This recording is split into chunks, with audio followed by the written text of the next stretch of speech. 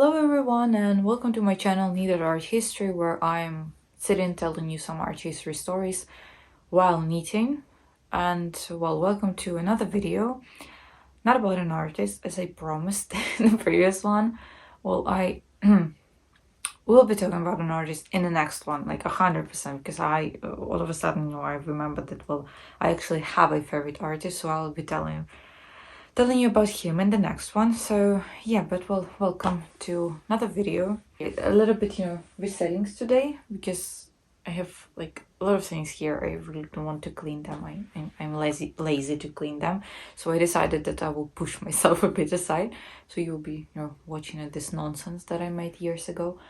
But well, yeah, so as you already saw by the name of the video, today we're gonna get like deep a bit into history again, and we are going to be talking about a very interesting thing, actually a very like amazing thing, about Scythians and about their art, specifically their animal style, which they're known for the most. You grab your food, your drink, whatever.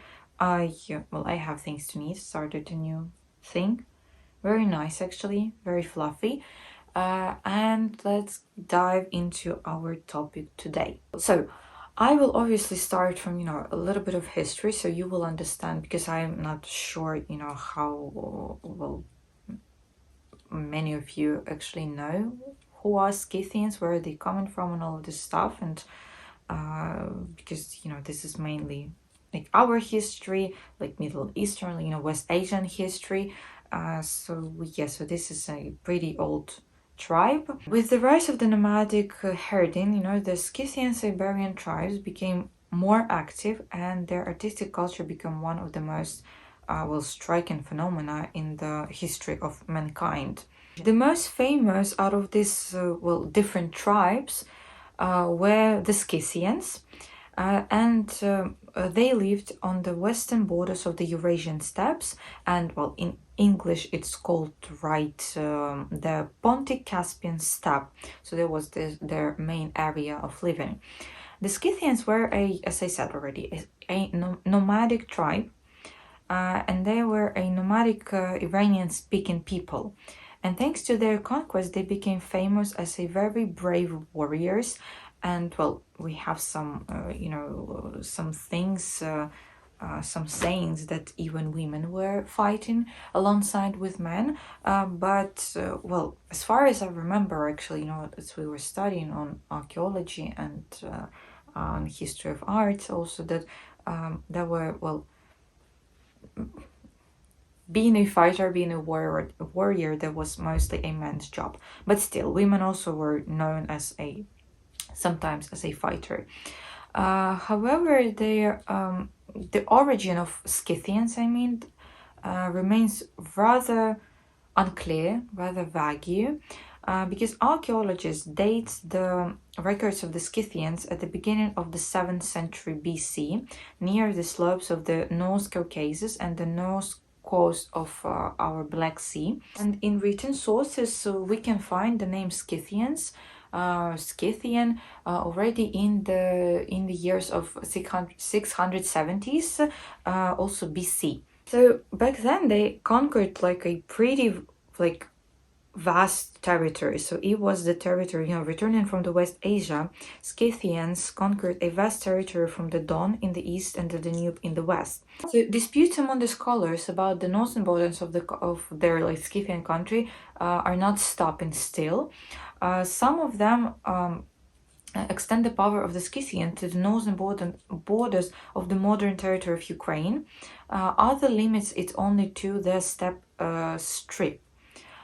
So I think a lot of you have no idea what we have here in Ukraine, so I will tell you. So the steppe thing is the central part of, it's like the lower central part of Ukraine, because you see we have we have everything actually here in Ukraine, and this is, you see, why a lot of people are actually being pretty mad about our government sometimes, that they are not developing the tourist attractions, because you see, as I said, we have everything. So if you want to go to some ski resorts, you can go to Carpathian Mountains.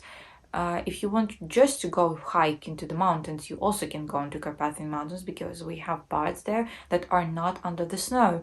If you, I don't know, want to go just do some forest to see some, and like deep forest with some swamps and all this stuff, this is northern part of Ukraine, like northern eastern part of Ukraine. If you want to walk around the cities that had like, which is like a little bit more common for you Western European, so in terms of architecture, you can go to the west part of Ukraine, because back in time, in like 17th 18th century, late 16th century, there were a lot of actually Italian architecture that were working there. So that's why the architecture there is more, on the western side. If you want to see a traditional Ukrainian everything, this is a central part of Ukraine. This is the part where Kiev region. This is a little bit of eastern part of Ukraine. If you want to go to the sea, we have two actually seas, Azov Sea and Black Sea, so you can go to the sea. If you want to go to the mountains near the sea, you can go to Crimea. You see, if you want to go to some of the animal reservations, like savannas in Africa, you can also go to the south part of Ukraine. So we have all of this. We have, if you want to go to the desert, we also have a desert also in southern part of Ukraine.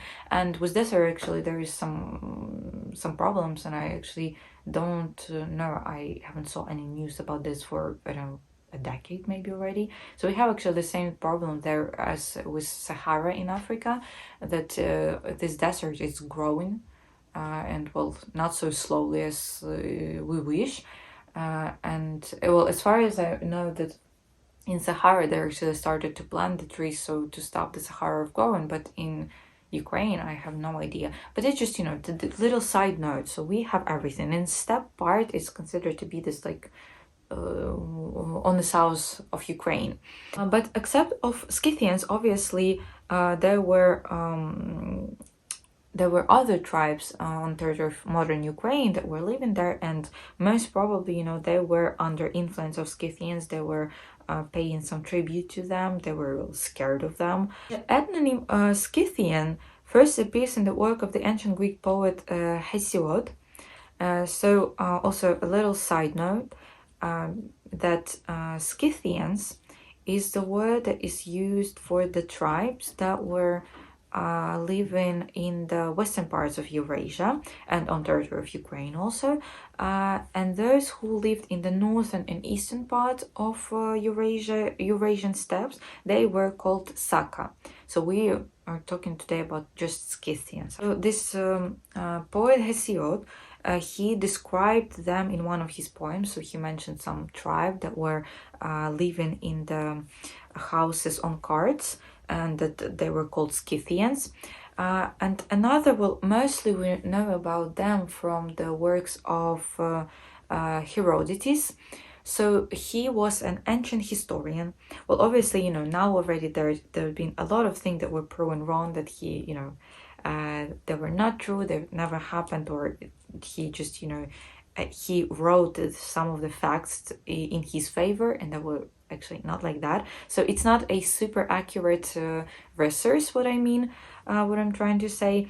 But however, still, he wrote a history. So he, as I said, considered to be the first, or like one of the first historians in humankind. And so he wrote his history books, and about Scythians he wrote in his fourth book, which was called Melpomene, where he described in pretty great details, their religion, their culture, their just overall their life, their tradition, and all this stuff. So this is how we know a lot of things thanks to this book. And well, thanks to a very aggressive actually policy of Scythians, the nation was able to form a strong state, which was called Great Scythia. But in the 3rd century BC, this territory shrank to Lower Dnieper and Crimea, and started to be called Small Scythia, with the capital in the Naples of Scythia. It is modern-day Simferopol. Part of the Scythians switched to a sedentary lifestyle, but even this did not stop them from clashes with neighboring states. So, they still, well, they worked so hard for their reputation that they didn't have to be in a constant state of war with everyone, so everyone would fear them. Everyone already knew that they were a very well, again, aggressive tribe, very cruel tribe sometimes even, and people were, well, in other tribes there were, well, I don't know if the word respect will be good in this situation, but they will just, they knew that you were not, playing with Scythians. Overall, you see, Scythians, they were a wise and very freedom-loving tribe, and at the same time, as I said, a pretty cruel people. So according to these Greek historians, so what we know from back then, from ancient Herodotus and other people who wrote about them, a Scythian warrior drank the blood of the first enemy he killed. Those who did not yet have their own sacrifice were not allowed even to the festive table. Peculiar altars you see in the form of piles of brushwood were made for the god of war, Ares.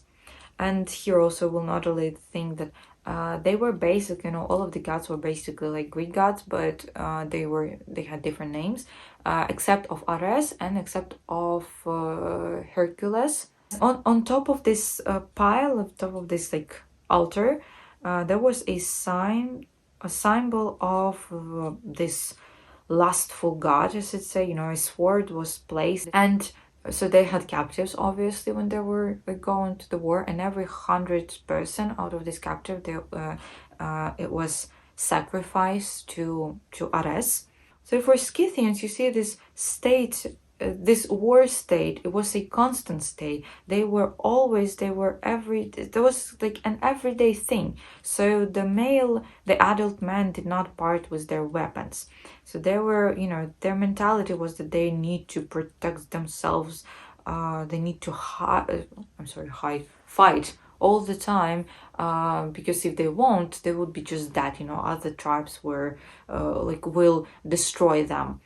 So overall, Scythians, they flourished in the 4th century BC, so that was their peak, when that was the moment of reign of a very famous their king, as we can say, Ate. Unfortunately, so there was one of the battles, and Ate, obviously, he got his warriors to the battle, and it was sad. We don't know for a fact, but in the history, I think it was actually the Melpomene, that Ate was in this period of time already 90 years old, and he was an old warrior, but he got his people into this fight, and well, obviously he died in this fight, and this is why so Scythians were conquered in this battle, and unfortunately this is how, well, I don't know why I'm using unfortunately every time when some bad things happen, because I don't know whether it was fortunate or not,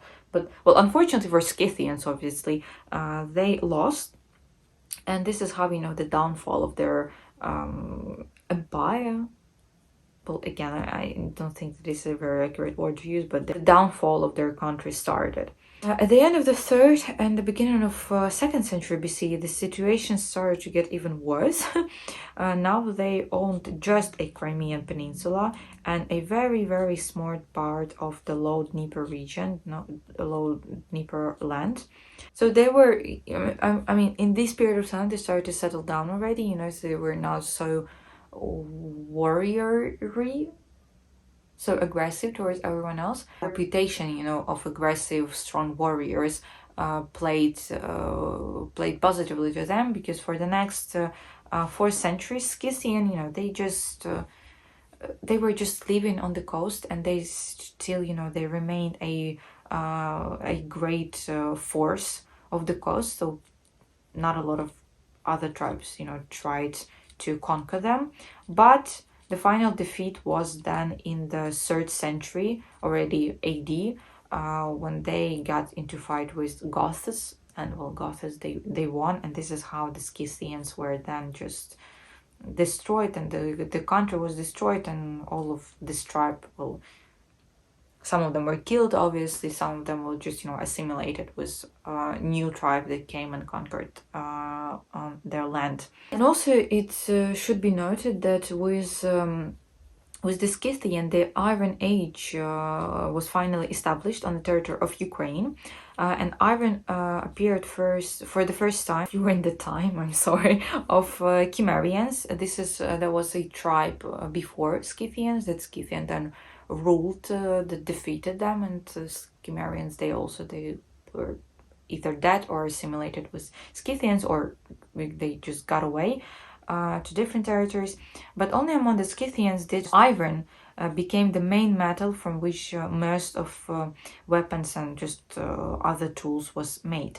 Only arrowheads, ornaments, certain types of dishes, ornaments for horse, for armor, and breastplates, and well, etc., some other minor things were cast from bronze. Everything else was made from iron. So this is like a little brief, not so brief history of who they are, where they coming from, and all of these things.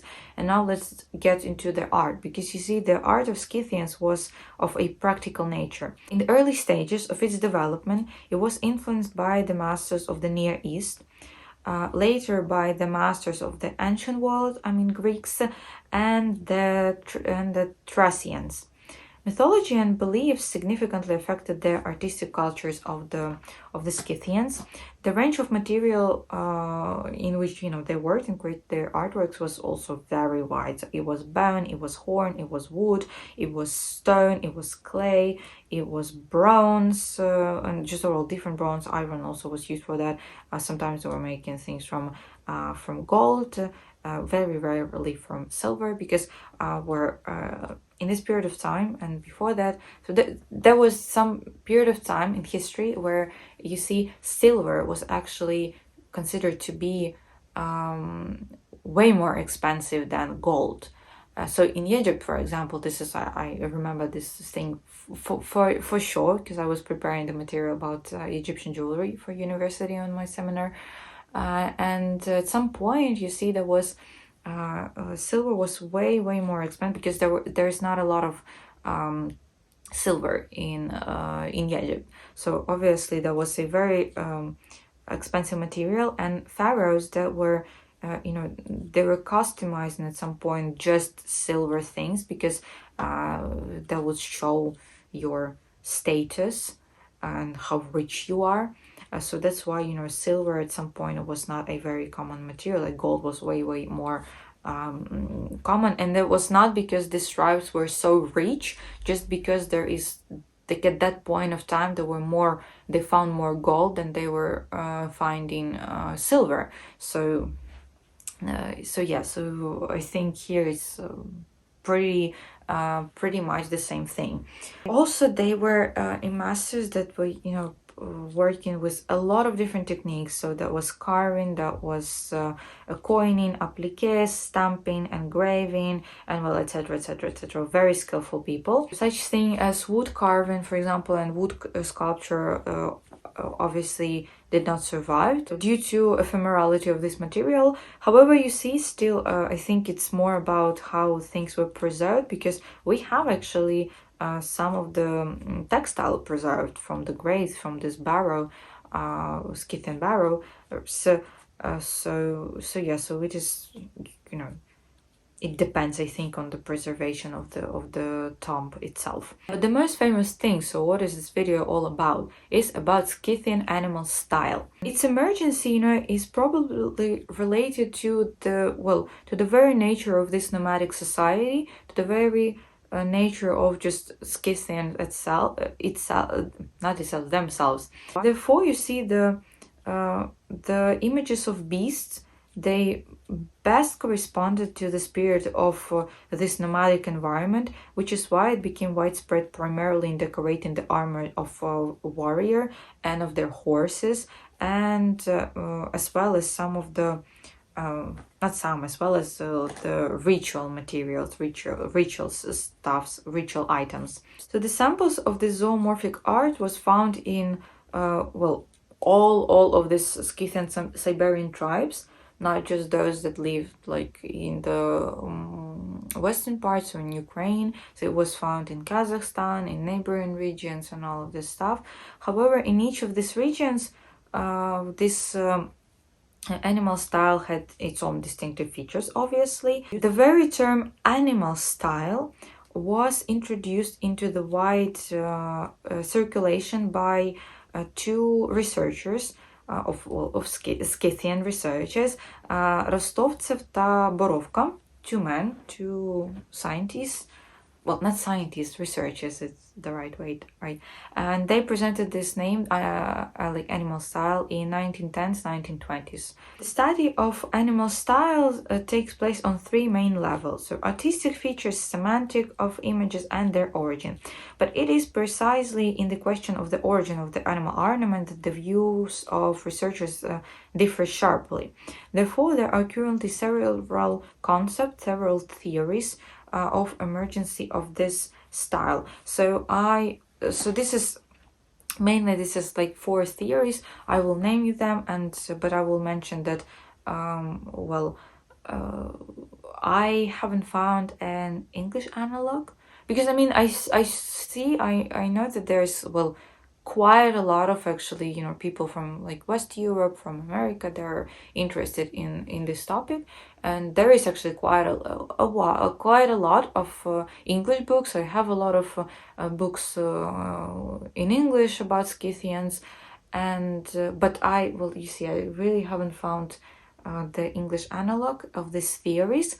So I just basically translated them from the like Ukrainian name to English. The first theory, so according to the ancient theory, I mean like the Greek one, the key role in the formation of animal style belongs to Ionian art, since the Scythians borrowed the traditions of depicting animals from Greeks. Another one is, according to the Western Asian theory, the animal style was formed as the result of a Scythian campaign in... Oh my god, what is going on? What is going on? What is that? The campaign is, was I was saying, yes, a campaign in West Asia. Another theory is the local origin theory. So the origin of the style should be searched in the local Bronze Age cultures of Europe, and the Central Asia theory is that it is believed that all of this is common from the homeland of Scythians in the steppes of Eurasia. So like a very obvious theory. We will be talking about three periods. The animalistic style, the zoomorphic style, is divided into three periods. So the first one is archaic period, which dates second half of 7th, 6th century BC, middle period, and of 6th, 4th century BC, and late 4th, beginning of 3rd century BC. The worldview of Scythians were pretty interesting, actually, because they had also the understanding, you see, they saw the world, well, basically everything in this world, as a three pieces, you know. So like in Christianity there is like the Holy Spirit, the Father, and the Son. So they saw that it's like that.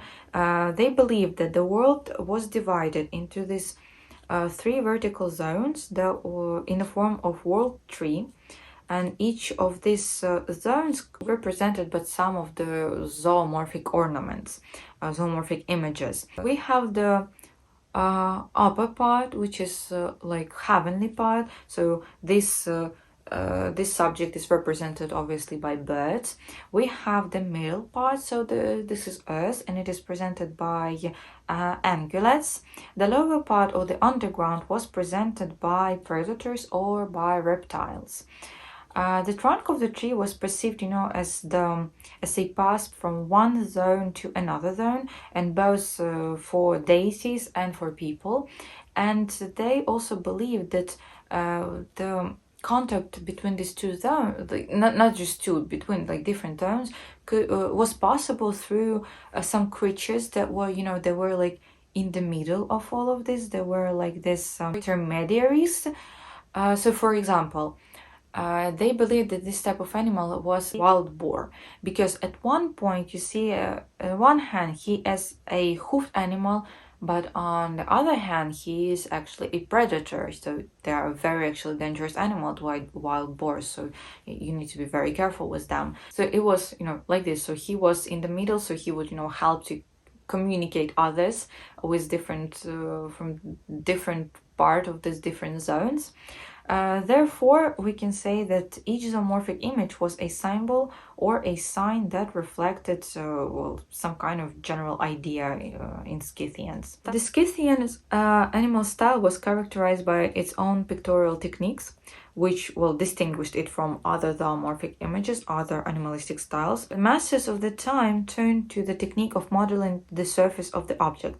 So the entire surface of the animal body, taking into account the smallest parts, they were very, very detailed. The surface, as I said, the surface of well, something, of the animal body, was divided into several planes that were connected into different connected at different angles. This type of images, so the canon, right, was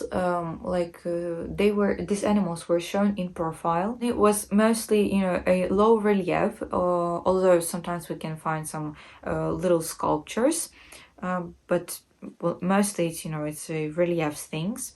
We'll show you an example. This is like the best example to understand. This is like a canonical thing. So this is the eagle figurine from the Melgunovsky barrow. So as I said, it illustrates the method the best, as well as the shield plates from the Kuban barrow with the images of deer and a panther. So the most favorite animals from the predators for Scythians were panthers, were lynx, were lion. Very, very rarely we can find wolves and bears. But I think probably because, you know, in the steppes there is no wolves and there's no bears. Not bears, bears. But they were drinking beer, most probably. Among the not predator, among ungulates, we can find, as I already mentioned, wild boar, deer, elk. Rarely we could find actually goats. We could find horses. And well, bulls, rams, and etc.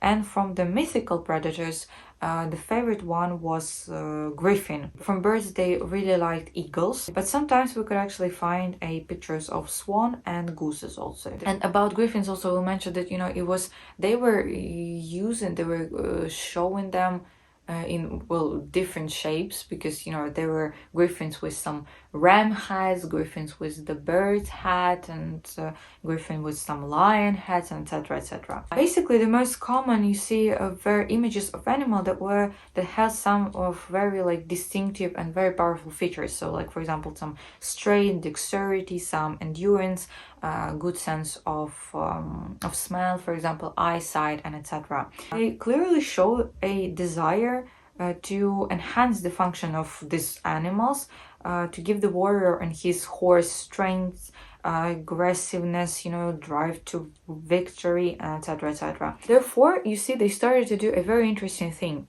So they started to distinguish the most significant parts of well some animals. So they would, you know, so for example, if they were depicting panther, they would you know, enlarge its legs, its paws, because that was the main thing. Or sometimes, you know, they would all of the predators, they like to show them with open mouths, and the claws would be, you know, unproportionately big for this for the animal, because the emphasis was on this claws, on the straight of this animal's jaw, and well, and things like this, you know. Eagles also, birds was mostly canonically showed with its open wings, because that was like the main things, the most important things in birds, right? Their wings and their ability to fly and their endurance. What else can I say? Elks also actually,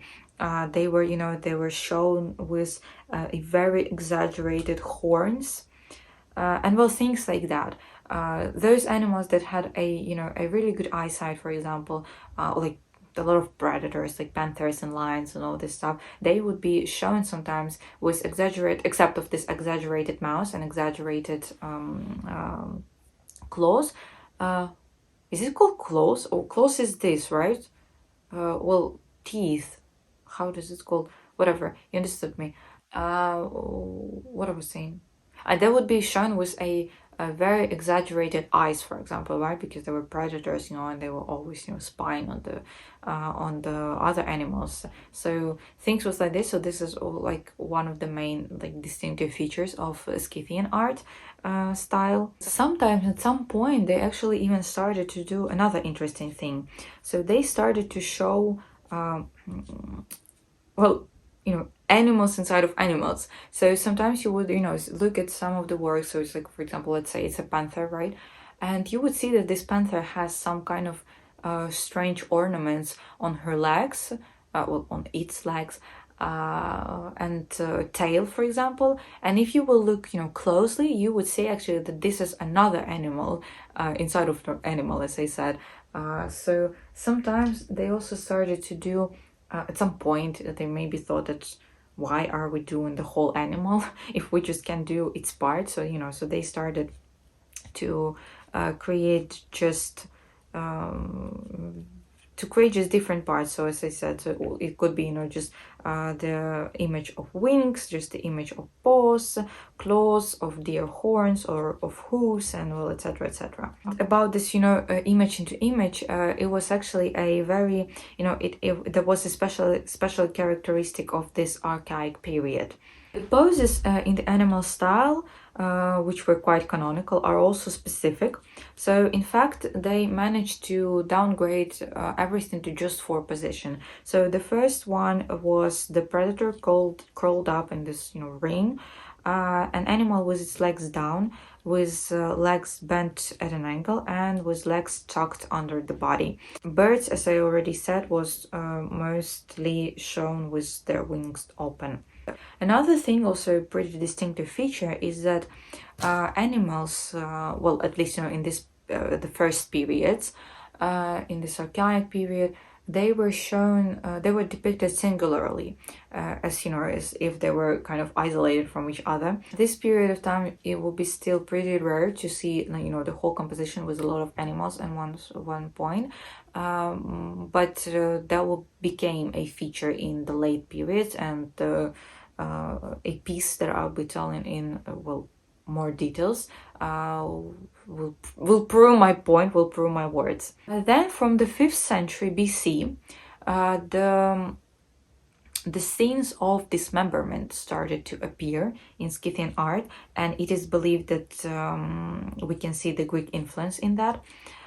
Griffins often, well, they were like the main predator that was tearing apart other animals. Also in this period of time, these like animals started to be supplemented with some naturalistic ornaments, with some plant ornaments. 5th and 4th centuries BC, this is the middle period, and so in this period of time what we have the sense of dismemberment, and the naturalistic ornaments starts to evolve alongside with animals. On the images of individual parts of animal, at some point also it was very popular to create a bronze plate in the shape of heads of different animals, of real or fantastic creatures. Except of this, also obviously there was like the main thing that was decorated with this animal style. It was the weaponry. It was weapons both for humans and for horses, as I already mentioned. Also the items of religion purpose, and sometimes for clothes also, but mostly so this style was for weapons and for religious things, for cult things. The pommel of the swords had the form of 2 claws, or an oval with an animal inside. And the handles were decorated with a multi-figure compositions. Figures of ungulates were fixed on the scabbard, and the end was made in the form of a predator or a bird. So shields and quivers were decorated with images of deer, feline predators or birds also. Most animals were involved in the decoration of horses' armor, especially, you know, the main animals, it was birds, which, well, kind of logically, right? It was snakes also. It was also pretty common dismemberment scenes, which again makes sense, right? So the horse would be this fearless creature that, you know, would run everywhere into the battle with its owner. Ritual pommels were topped with relief images of griffins, of birds and deer. Even the handles of dishes would be sometimes decorated with figures of goats, for example. Over time, the zoomorphic images started to spread to some add some of the household items, and even got into the women's jewelry. The main idea in this animalistic style was to give straight to the owner who was like wearing something with this ornaments, so to give this person or like horse a straight or some kind of distinctive feature of certain animal that he was like, or he or she or it was wearing, right? And also obviously it was from the protection from evil spirits. The products of the late period, animals and birds were the incarnation of some gods or their symbols. And now let's dive into the main piece that I will wanted to tell you about. So you see, if you, I think, will tell to a person who is, you know, some kind of familiar with Scythian art or know it very well, this piece will actually be, I think, like at the top. That will be the number one example that will come to the person that is that knows Scythian art. So I'm talking about the golden pectoral from the barrow Towsta Mohyla.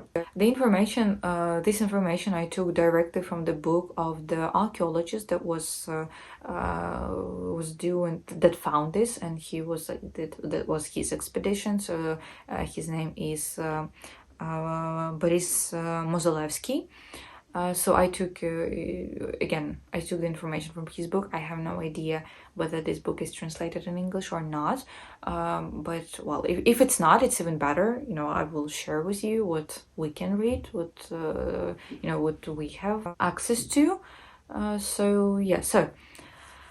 This pectoral, this golden pectoral, was found on June 21st, 1971, in the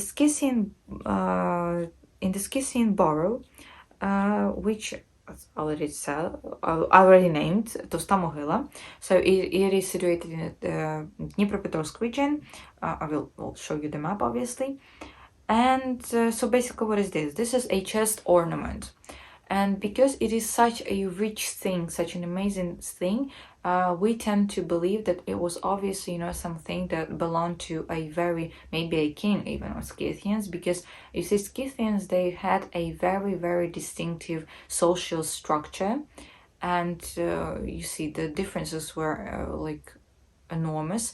So there were, you know, the Scythians, the rulers.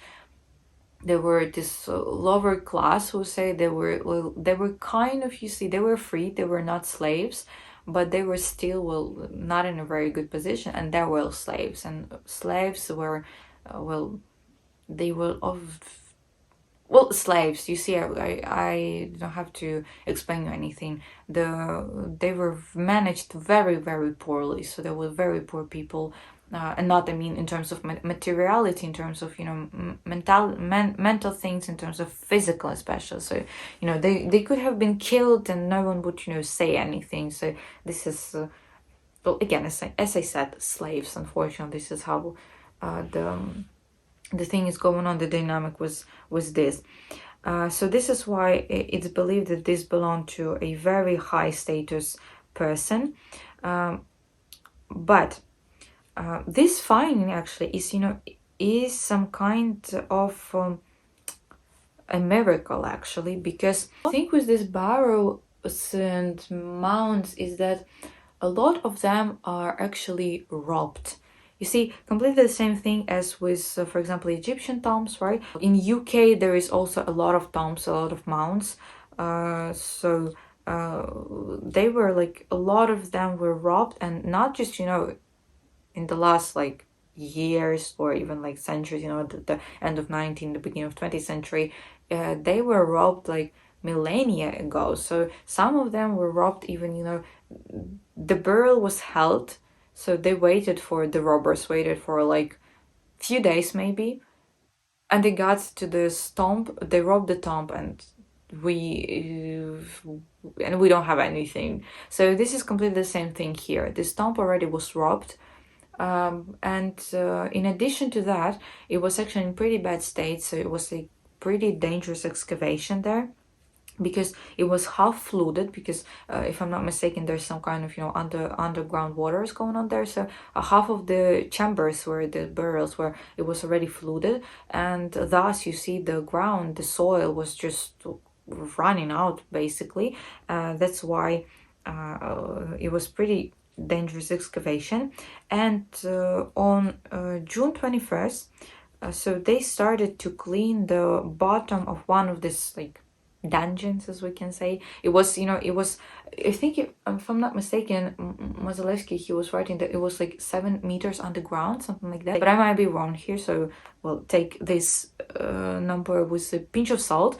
But it was like pretty deep. This is, I remember it correctly, that it was pretty deep, and thus that's why it was pretty dangerous. And there they found fragments of bones and some fragments of, different utensils, some of the armor, some of the weapons, different utensils, and etc., etc. And 10 centimeters from the place, quite literally, Mozalevsky is writing that quite literally 10 centimeters from the place where the robbers, done their job, he found, the most precious things of the deceased, which, the robbers there somehow didn't notice it. And this is really indeed, a somehow situation. So there they found a gilded sword, they found a various golden decorations, and the most precious thing, this golden pectoral. Boris Mozalevsky, he was like himself, he was so surprised about these findings, and he was in awe about this, and he was like really confused how the robbers could not notice that. So now I will quote Boris Mozalevsky about this finding that he wrote in this book that I use. So now, when everything is behind, it is easier to believe in mysticism than that the robbers could not underpin such a treasure. It was only necessary for them to extend their hand for 10 centimeters, and the pectoral would be forever lost for humanity. Things were like that. And I just, I can't even imagine, to be honest, the feeling that you have when you're finding some kind of things like that. Well, I mean, I think that things will be fine, in the next year, a year after the next one, I'll be able to get into masters in archaeology, but still, you see, I'm really curious about this feeling. So this is a quite large piece. So the weight of the pectoral is 1,150 grams, so a little bit more than 1 kilo. Its diameter is 30.6 centimeters, so a pretty wide thing, and it is approximately 2,300 years old, and it is made from gold. And from gold, you see that there is this, I don't know how it's called in English, but I hope I will explain, you will understand this. So there is different types of gold, and they have like different numbers, and the higher the number is, there is a pure gold. So this one was made from, so the number of the gold is like 958. I really hope you understand what I'm talking, because basically when you go into some jewelry store and you're buying something from gold or silver, they are writing, this numbers, that this is made from like this and this type of gold or silver, and you can see that, as I said, the higher the number is, that mean the pure this jewelry piece is, that is created like almost from like, it's like 100% like almost 100% of gold, without any mixture with like silver or other precious or not so precious metals. So it was created from this gold. And as we can see, it has a very interesting composition. So it is divided into 3 pieces, as I was telling you about how Scythians view the world. And all of this was divided with the help of graceful, hollow tubes that made up the frame of the product. The lower part and the upper part, as we can see, is decorated with sculpture composition, and with like animalistic ornaments, like animal style, with some people. And the middle one is a naturalistic style. It's just some ornaments with flowers, with plants and birds. We will start from the lower part and we will, get up. So in the center of the lower part, we can see there's the scenes of dismemberment, this aggression, right? We can see the scenes how the griffins, they are eating these horses.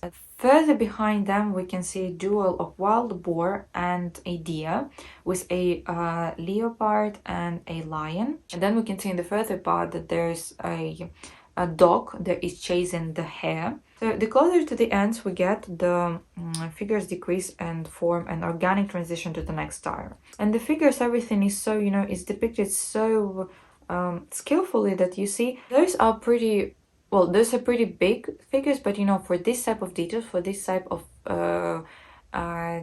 of scenes of composition, they are pretty small. But still the masters was able, to maintain the monumentality of these pictures and not lose any vitality of them. Then the middle tire, as already said, is presented with naturalistic ornaments, with big flowers and with birds also, because as I said at the beginning, the birds was like the symbol of this divinity, this upper like divine zone. And also interesting thing, that these big flowers, they were back then inlaid with some blue animal. And the birds, and just overall the whole composition, it's so still, as we can say. It's it's like Mozelewski was writing that all of these birds and these plants, they create the mood of a morning silence. But I here want to add some kind of thing a bit about this blue animal, like animal decoration in the flowers. So when I was searching for some of the pictures for the video, I was searching in some of the articles, and well, I'll be a little bit sarcastic and a little bit critical towards like us Ukrainians, because we have such a strong, not strong, well, strong and strange feature, to I don't even know how to call it, to be honest, because you see, in one of the articles that I saw, I mean, obviously, I was reading the article also, so if like maybe I would find something interesting, also some kind of fun fact, except of just pictures.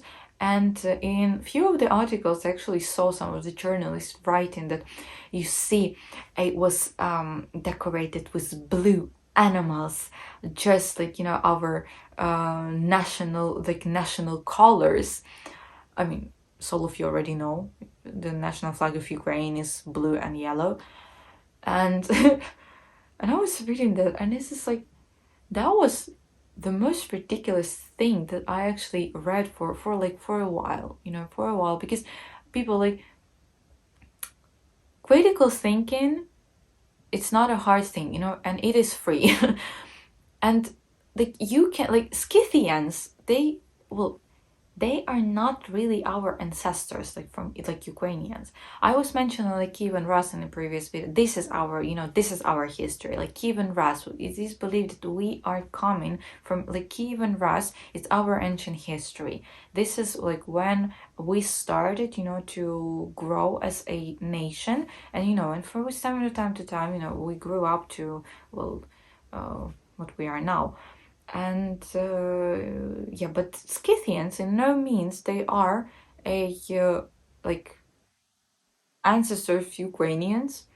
And we have really similar things like this with another tribe, Трипільці. So Трипільська культура. Or it is also called Кукутень Трипіль, or Трипілля Кукутень, it doesn't matter. Because you see, that was the tribe. So first of all, we don't really know where they're coming from. So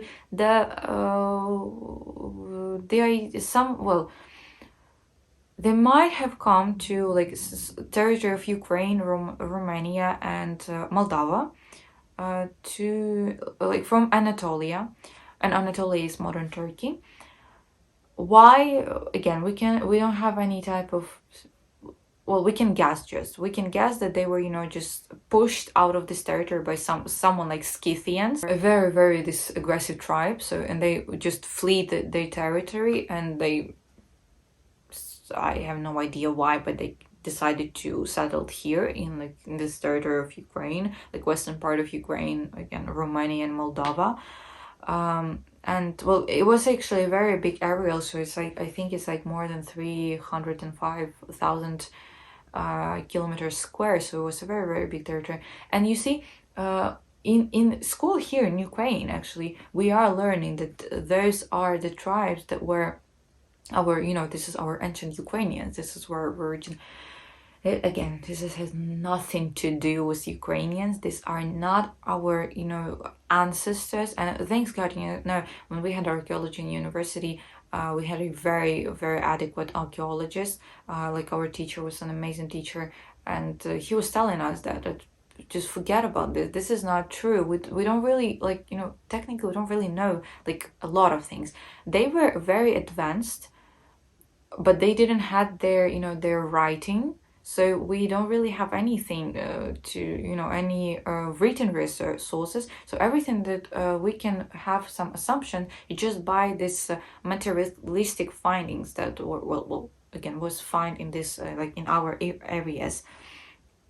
And as I said, there were a very, very advanced actually tribes, because some of this we can call it actually cities, because there were like enormous cities, and they had, as I said, the whole cities where there would be the population of the city would be 20,000 people, like 15-20,000 people. This is such an enormous numbers, which is especially for our territories here, because we would see this type of numbers and even higher, just like I'm talking about Ukraine, particularly, not about Romania and Moldova. I don't know anything about that, but in Ukraine. So in a period of Kiev and Rus, we would have actually like a little bit bigger numbers, but again, Tripilla has nothing to do with us, not ancient Ukrainians, nothing.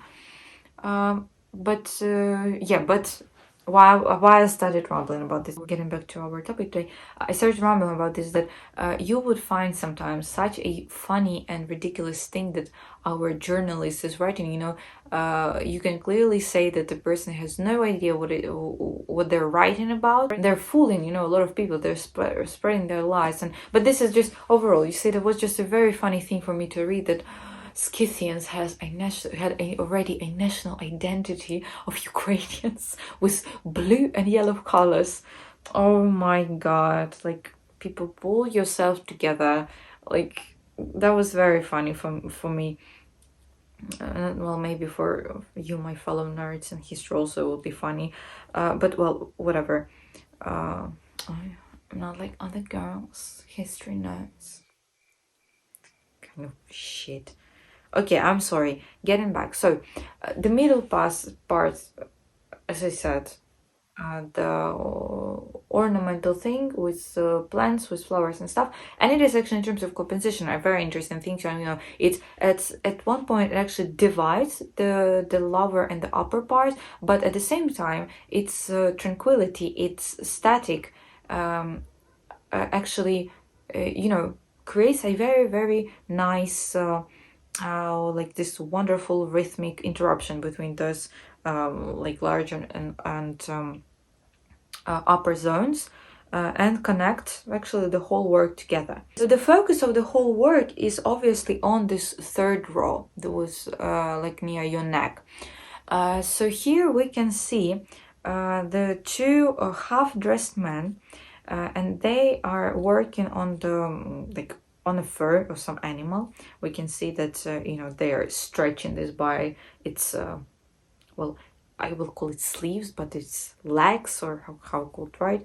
And to balance the composition, the master or masters, because we have no idea who created these things, this thing on the like upper part in the middle placed so it's called goritas. I'm sorry for this strange pronunciation, but basically it's the thing where they would put their arrows for their bows.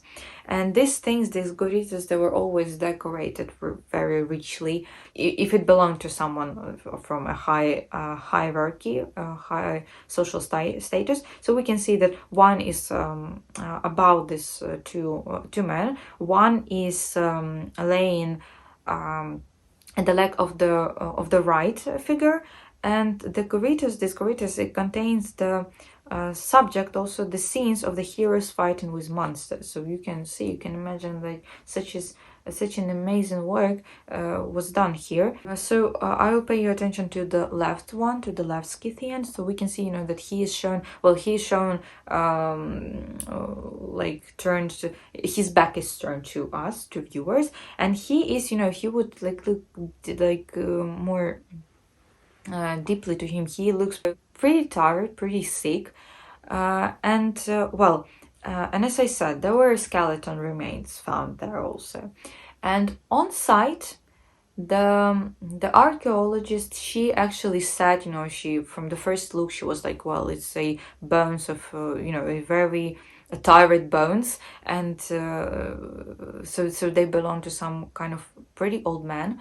But then obviously these bones were transferred to the first examination to Kiev, and she actually said that, well, actually no, these bones belong to a pretty young person, to the person in its prime. So thus they made a conclusion that this person was very ill, very sick for a pretty long period of time, and this is why this illness, this sickness, this fatigue, they influenced the bones so much that at the first sign you could say that there was the bones of a very old man.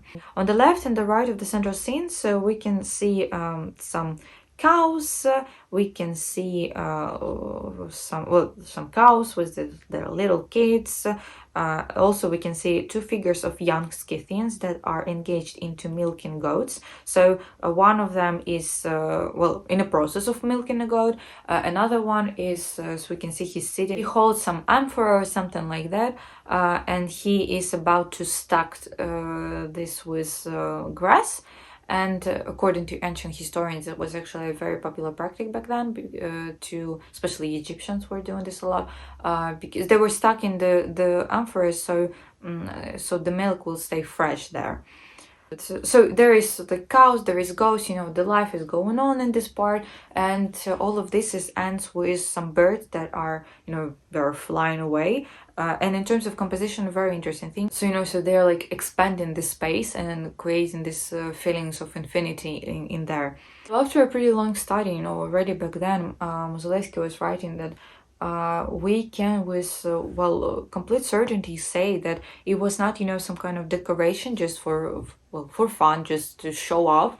It was something of a ritual purpose, because first of all we can see that it composites the reflection of Scythians into cosmogonic representations, that the world is divided on three spaces, three zones, and basically everything is divided into three spaces. So here Mozolevsky, he is writing that the lower tier with the scenes of animal struggle can be seen as the image of the solar new year, which occurs on the day of the spring equinox. We can see this is some allegory that through destruction there is revival. The middle tier with the birds and with flowers symbolize the tree of life.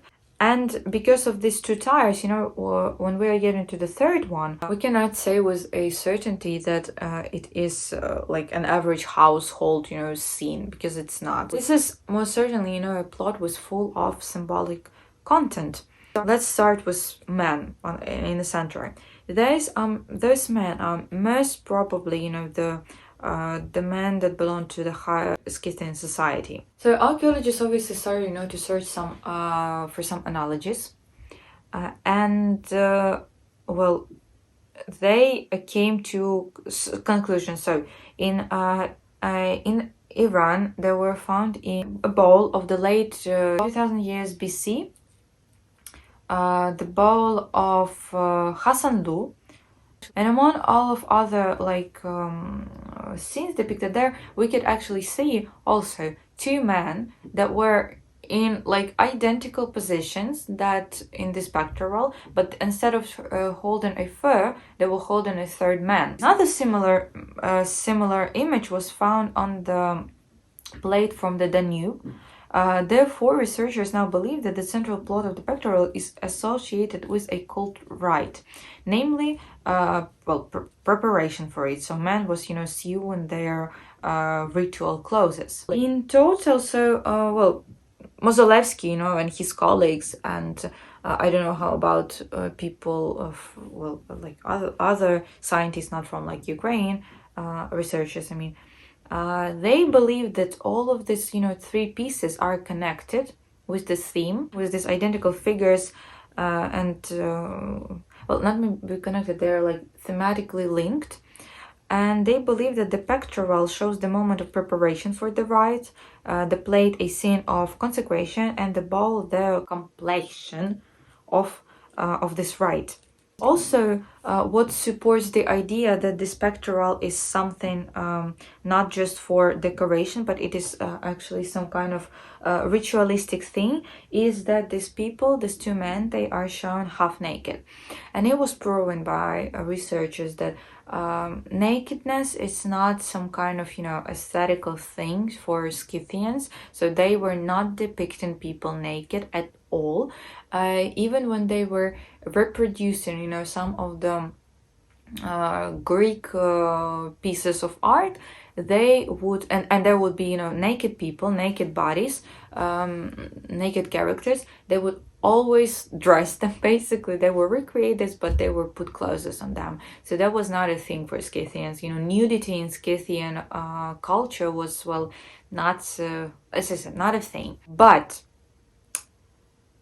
nudity in rituals and in religious mysteries was a thing, and was mandatory in these things. So this why so this thing was also proven by I don't know how, if I can say proven. So it was studied, the nakedness in mysteries of Scythians were studied by this researcher Rostovtsev that I already mentioned, who actually put the name animal style, I wanted to say on the market, on the market. So he was studying this question about nakedness, and he said that naked figures can be seen in Scythians art, just if there were products for some ritual, some religious items. You see, so thus with this, little details, because it is believed that this is the religious thing, ritualistic thing, again, don't know how to say it right. Therefore, you see, the scenes of milking the sheep can also, be interpreted as the preparation of food and drinks for the upcoming holiday, which connects the seemingly separate groups of the upper tier into the whole. And what I already said, most probably they are all preparing for the spring equinox. And I wanted to say something else. And I wanted to say about, this thing about ritual stuff. So our archaeology teacher, he was telling us that sometimes, if you see some kind of item and you don't really understand what is that, but you have an exam or something like that, you can just sit there and just say that, well, this is something for rituals, this is some kind of religious things, because you see how he was saying, we don't know ourselves what is that. So obviously you students won't be able to find this out either. So so you can just say it with confidence, because well, you can not prove right that it is ritual, and I cannot prove wrong you that it is not for rituals, because I also, as a teacher, have no idea what is that. So we are here, so so we would study that. So I remember this, that was pretty funny back then. He was said, every time you see something strange, just say that this is some kind of ritualistic and this is some kind of religious thing. So you see, so this is maybe kind of like same thing here. This is just like a little like fun story from my university life. I will not like put more information on you. I think that, well, you understood just overall, what is going on, what is that. And well, to summarize everything that I said, in the images of the early stages of this animalistic style, these early images were characterized by fusion of realism and iconicity, image integrity, free placement in space, consciousness, and lack of plot scenes. So the main animals that were depicted in this period of time was a deer, a ram, a griffin ram, an eagle, a feline predators, an elk, a mountain goat, and etc. The latest stages are characterized by straightening of schematism. My God. Reduction of laconism is the growth of splendor and the appearance of naturalistic ornaments of plant motifs and some plot scenes, and shifting the emphasis to the shape of the thing also. Preferences in this period of time was given to lions, to goats, to boars.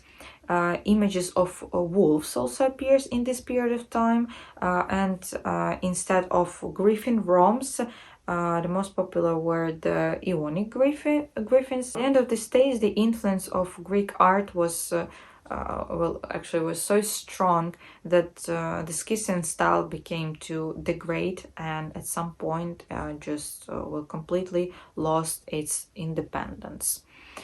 So, well, yeah, this is everything that I have for today about Scythians. I hope that, well, it was interesting. Hope that you, well, I think that in this, like with previous video about Ukrainian beaded jewelry, here also I think a lot of you would found some new stuff, some new thing, because you see, this is the thing that we are studying in our part, of the world. I'm not even sure if there, if other Eastern European countries are studying that, but obviously, we're studying it because it was like part of the history of our territory, of Ukraine. And again, I'm not sure if how popular this theme is in the western parts of Europe, at least. As usually, I hope that you found something interesting for yourself, something new for yourself. Wish you good day, good morning. It's usually time to go to sleep if it's the middle of the night, because I saw it some of the videos that some of the videos was actually people watching at like 2 a.m., 3 a.m. Like, I mean, I'm flattered that you're watching, some of you like watched it at the middle of the night, but you need to go to sleep, sweethearts. So yeah, so stay tuned. Hope to see you. Oh, actually, I've mentioned it already that I already started things with my jewelry. So as traditional Ukrainian jewelry. So yes, so if you're interested, I will like leave the link below to the Instagram. But yeah, so hope to see you in the next video, and well, again, wish you a good day. Bye bye.